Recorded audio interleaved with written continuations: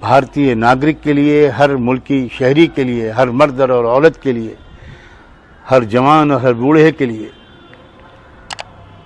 ہم میں سے ہر ایک کے لیے نہایت خوشی کا دن ہے۔ اس لیے میں سب سے پہلے آپ سب کو اور جہاں تک میری آواز پہنچے اور پورے ملک کے شہریوں کو کہ وہ کسی بھی سماج سے تعلق رکھتے ہوں، کسی بھی برادری یا دھرم اور مذہب سے تعلق رکھتے ہوں، کوئی بھی بھاشا بولتے ہوں، میں ان سب کو دل کی گہرائیوں سے مبارکباد پیش کرتا ہوں۔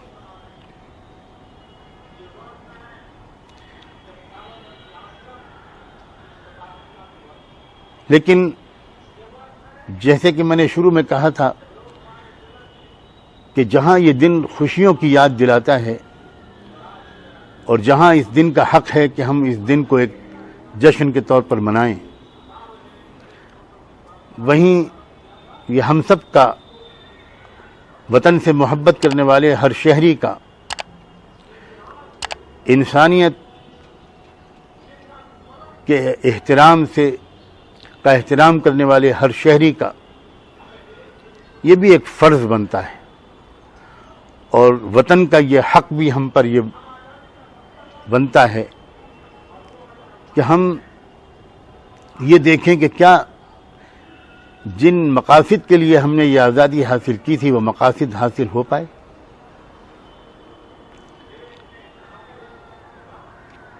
ہمارا مقصد، آزادی کے رہنماؤں کا مقصد،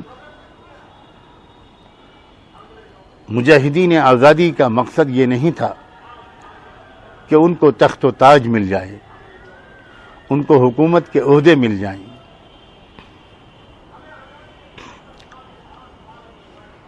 آزادی حاصل کرنے کے پیچھے مقصد تو یہ تھا کہ ہمارے ملک کا ہر شہری اپنے آپ کو کسی دباؤ میں محسوس نہ کرے۔ مقصد یہ تھا آزادی حاصل کرنے کا کہ ہم اس ملک کو، اس ملک کے شہریوں کی تمناؤں کے مطابق اس کے سماج کو بنائیں گے۔ یہاں ہر شخص ایک اطمینان کی، چین و سکون کی اور عزت کی زندگی گزارے گا۔ یہاں رنگ کی بنیاد پر، نسل کی بنیاد پر، ذات کی بنیاد پر، مذہب کی بنیاد پر، فرقے کی بنیاد پر، مرد اور عورت کی بنیاد پر، غریبی اور امیری کی بنیاد پر کسی کے درمیان تفریق نہیں کی جائے گی۔ ہر ایک کو اس کے بنیادی حقوق ملیں گے، انصاف کا دور دورہ ہوگا، چاروں طرف امن ہوگا۔ یہاں بسنے والے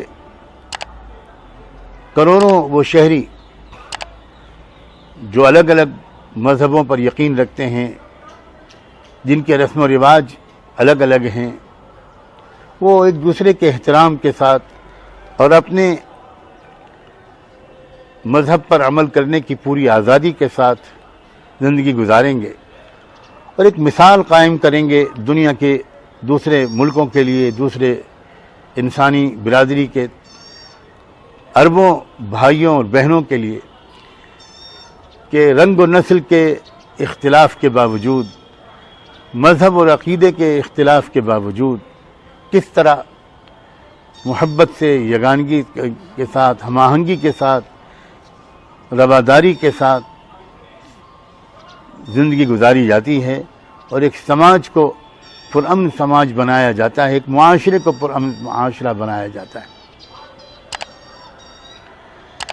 لیکن بالکل دکھ کے ساتھ یہ بات کہنی پڑتی ہے کہ آج ہمارے ملک 70 سال آزادی کو ہو جانے کے باوجود ملک کے اکثر شہری اپنے آپ کو آزاد نہیں بلکہ پہلے سے زیادہ غلام محسوس کر رہے ہیں۔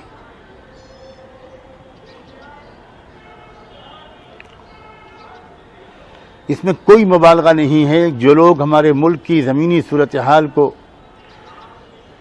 براہ راست دیکھتے اور سمجھتے ہیں، اور ان کی کوئی سیاسی غرض نہیں ہے، ذاتی مصلحتیں ان کو سچ بولنے سے نہیں روکتی، وہ سب اس بات کو محسوس کرتے ہیں اور اس پر متفق ہیں کہ ملک کی اکثریت کا ہر طبقہ بے چین اور پریشان ہے اور محرومی، مظلومی، بے بسی اور ظلم و زیادتی کے احساس کے نیچے دبتا چلا جا رہا ہے۔ ہمارے ملک کا جو سب سے اہم طبقہ ہے، سب سے زیادہ قابل لحاظ طبقہ ہے، وہ کسانوں کا طبقہ ہے۔ لیکن میرا کلیجہ زخمی ہے اس منظر کو دیکھ کر کہ سب سے زیادہ محرومی کا شکار اور ظلم و زیادتی کا شکار کسانوں کا طبقہ ہے۔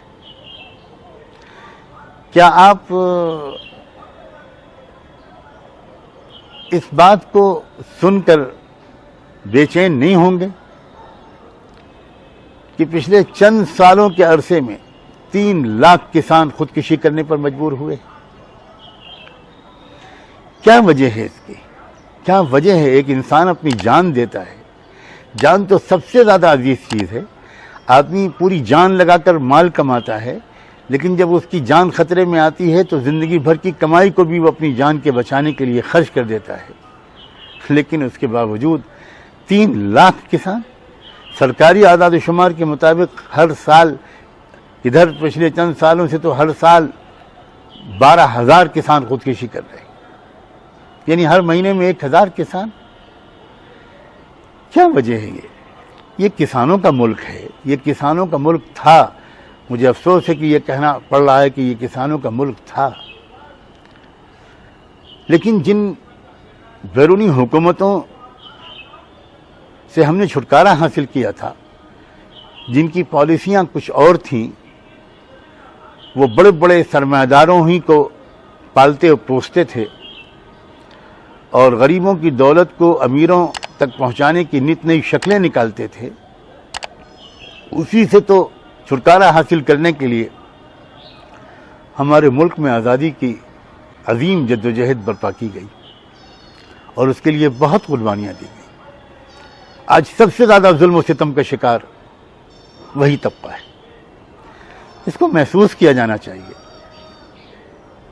صورتحال کو درست کرنے کی فکر کرنی چاہیے، ہر ملک کے شہری کے لیے یہ ضروری ہے۔ ہمارے ملک کی جو اکثریت ہے اور میجورٹی ہے، یہ بھارت کے جو اصلی باشندے ہیں ان پر مشتمل ہے۔ آپ ذرا گاؤں میں جا کر دیکھیے، ملک کے دیہاتوں کا دورہ کیجیے اور ان بھائیوں اور بہنوں سے ان کا حال دریافت کیجیے جن کو عام اصطلاح میں دلت کہا جاتا ہے، جبکہ یہ میں نہیں چاہتا کہ میں یہ لفظ استعمال کروں یا کوئی بھی یہ لفظ استعمال کرے۔ ہمارے ان تمام بھائیوں اور بہنوں کے لیے جن کو لوگ دلت کہتے ہیں، جن کو ایک زمانے میں ہریجن کہا جاتا تھا، جن کو اچھوت کہا جاتا تھا اور جن کو دستور نے نام دیا ہے شیڈول کاسٹ کا، آپ ذرا ان کے لوگوں سے مل کر تو دیکھیے، ان کا حال دیکھیے کہ کیا ہے۔ کیا انہیں برابری کے حقوق حاصل ہیں؟ کیا ان کو عزت اور احترام حاصل ہے؟ کس بری طرح بے دردی کے ساتھ ان کو کہیں بھی مار دیا جاتا ہے، ایک کار میں باندھ کر 4 نوجوانوں کو بری طرح پیٹ کر ان کا ویڈیو بنایا جاتا ہے اور پورے اس مظلوم طبقے کو پیغام دیا جاتا ہے کہ تم 1000 ریزرویشن اور الیکشن کے باوجود اپنے کو آزاد اور برابر مت سمجھنا۔ تم کیا کھاؤ گے، کیا کاروبار کرو گے، یہ سب ہم بتائیں گے تم کو۔ بری طرح ہیومیلیٹ کیا جاتا ہے۔ نوجوان، اس قوم سے تعلق رکھنے والے نوجوان طلبہ کو خودکشی کرنی پڑتی ہے۔ ایک روہت ویملا کا نام آپ نے سنا، بہت سے روہت ویملا ہیں جو خودکشی کرتے ہیں جن کی خبریں بھی نہیں آتی۔ کیا حال ہے اس قوم کا؟ دیکھیے کیا آزادی اس کو ملی ہے؟ ہمارے اس ملک کی اکثریت آبادی ٹرائبلز پر مشتمل ہے۔ ذرا ٹرائبلز کا حال کو دیکھیے، جھارکھنڈ جائیے، چھتیس گڑھ کا دورہ کیجیے، اڑیسہ اور آندھرا پردیش جائیے، ناگالینڈ جائیے، نارتھ ایسٹ کے اسٹیٹس میں جائیے، آسام میں جائیے، دیکھیے ٹرائبلز کا کیا حال ہے، قبائلی برادری اپنے آپ کو کیسا محسوس کر رہی ہے۔ منی پور میں جا کر دیکھیے، بہار میں جو قبائلی طبقات رہتے ہیں ان کا حال دیکھیے، کیا حال ہے ان کا۔ چند لوگوں کو اسمبلی اور پارلیمنٹ میں بلا کر ان کو صرف تلوے چاٹتے رہنے تک محدود کر دینا، کیا ان کو آزادی دینا ہے؟ یہ ایک دھوکہ اور فریب ہے۔ آپ دیکھیے کہ جن کو اقلیت کہا جاتا ہے، میں تو ان کو اقلیت تسلیم کرنا میرے لیے مشکل ہے، اس لیے کہ بھارت کے مظلوم طبقات ایک غالب اکثریت کی حیثیت رکھتے ہیں، لیکن جن کو آج کل کی اصطلاح میں اقلیتیں کہا جاتا ہے، سب سے بڑی اقلیت مسلمان ہیں۔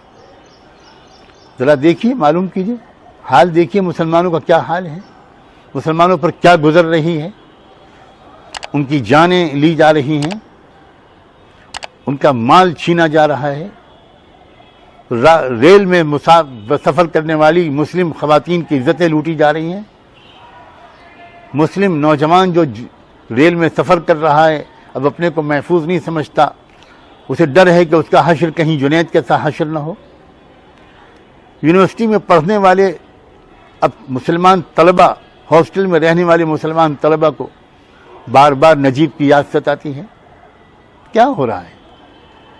اور یہ تو جان مال کا مسئلہ ہوا، عزت و آبرو کا مسئلہ ہوا۔ مسلمان کے لیے ان سب سے زیادہ عزیز اس کا دین اور اس کی شریعت ہے، اس لیے نہیں کہ وہ عزیز ہے کہ وہ اس کا دین ہے، اس لیے کہ مسلمان کا یہ عقیدہ ہے کہ یہ انسانوں کے، سارے انسانوں کے پیدا کرنے والے کی طرف سے سب سے بڑا تحفہ ہے جو ساری انسانیت کی ہر پہلو سے ترقی کے لیے اس نے دیا ہے۔ اور مسلمان کو اسلام اس لیے بھی زیادہ عزیز ہے کہ وہ یہ جانتا ہے کہ اسلام اس کی بھی ضرورت ہے، اس کے ملک کی بھی ضرورت ہے، اور اس پوری دنیا اور انسانی برادری کی بھی ضرورت ہے جس کے ساتھ اس کے گہرے رشتے ہیں۔ اب کیا صورتحال ہے؟ وندے ماترم پڑھنے پر مجبور کیا جا رہا ہے، یوگا، سوریہ نمسکار اور نہ جانے کن کن طریقوں کے ساتھ جان بوجھ کر مسلمانوں کو ان کے اپنے بنیادی مذہبی عقیدہ توحید سے نکل کر مشرکانہ برہمنی تہذیب کو قبول کرنے پر مجبور کیا جا رہا ہے۔ کیا صورتحال بنی ہے؟ کیسے مسلمان اپنے آپ کو آزاد تصور کر سکتا ہے؟ اور میں نے تو بات شروع کی تھی کسانوں سے، اس لیے کہ میں یہ پیغام دینا چاہتا ہوں کہ اس ملک میں صرف مسلمان مظلوم اور پریشان نہیں ہیں، آزادی اور حقوق سے محروم صرف مسلمان نہیں ہیں، ملک کا غریب طبقہ، ملک کا مزدور طبقہ، ملک کا پسماندہ طبقہ، شیڈول کاسٹ اور شیڈول ٹرائب کے لوگ عجیب طریقے محرومیوں کے احساس کا شکار ہیں۔ ہمارے ہاں ایسی کروڑوں کی تعداد میں بسنے والی قومیں ہیں جن کا اپنا الگ ایک مذہب ہے، اور آزادی سے پہلے برٹش گورنمنٹ بھی ان کو ایک الگ اقلیت یا الگ ایک مذہبی اکائی تسلیم کرتی تھی، لیکن آزادی کے بعد ان کی مرضی کے بغیر زبردستی ان کو ہندو قرار دے دیا گیا، جیسے لنگایت قوم۔ اب لنگایت قوم کہتی ہے کہ ہمیں آزادی نہیں ملی، کسی کو ملی ہو تو اس کو مبارک ہو۔ وہ کہتے ہیں کہ ہم تو غلامی کے زمانے میں آزاد تھے اور آزادی کے زمانے میں غلام بن گئے۔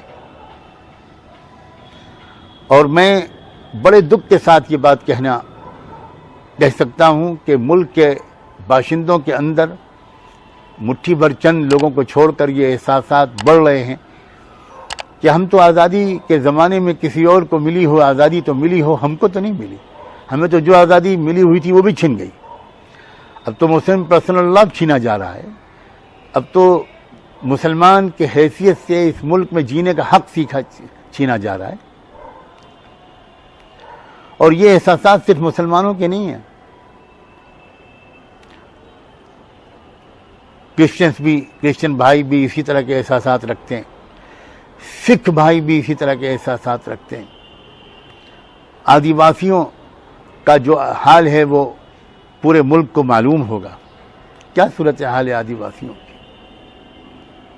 ابھی کل پرسوں جھارکھنڈ میں ایک قانون پاس ہوا ہے جس کا نام تو رکھا گیا ہے کہ فریڈم آف ریلیجن.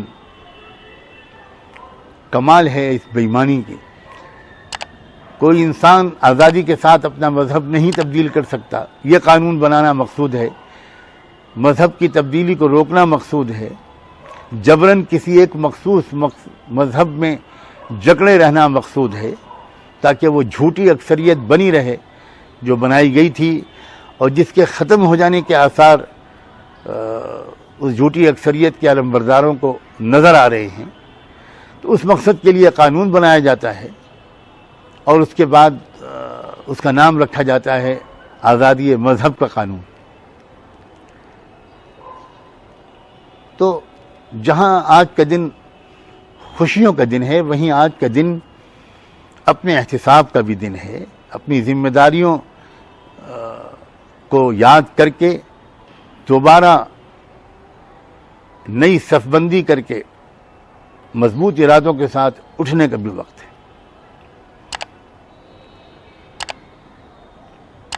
ملک کو بلا شبہ اس میں کوئی شک نہیں کہ ایک نئی تحریک آزادی کی ضرورت ہے. وہ تحریک آزادی جو بھارت کے دستور کے مطابق چلے. وہ تحریک آزادی جو بھارت کے آئین اور کانسٹیٹیوشن کے مطابق چلے. اس لیے کہ یہ دستور ہم سب نے مل کر بنایا ہے اور یہ دراصل ایک میثاق اور ایک معاہدے کی حیثیت رکھتا ہے. اس لیے